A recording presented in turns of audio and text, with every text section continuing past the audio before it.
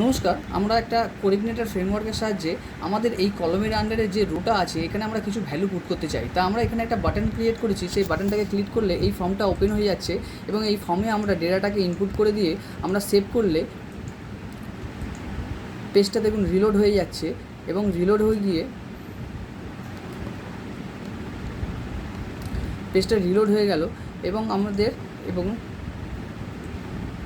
এই ভ্যালুটা আমরা এখানে গেট করে নিলাম, এই ভ্যালুটা আমরা এখানে পেয়ে গেলাম। তা আমরা কিভাবে এটাকে করলাম দেখুন। আমরা প্রথমে এই টিডির মধ্যে আমরা ওই ফর্মটাকে ওপেন করার জন্য একটা মোডালের ইউজ করেছি এবং মোডালটাকে আমরা এইভাবে লিখলাম।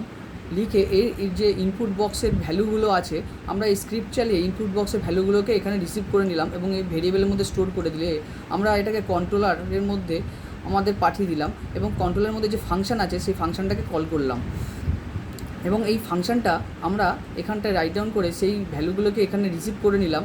করে আমরা এটাকে ডেটাবেসটাকে আমরা আপডেট করে দিলাম। এইভাবে আমরা অ্যাচিভ করতে পারলাম। ধন্যবাদ।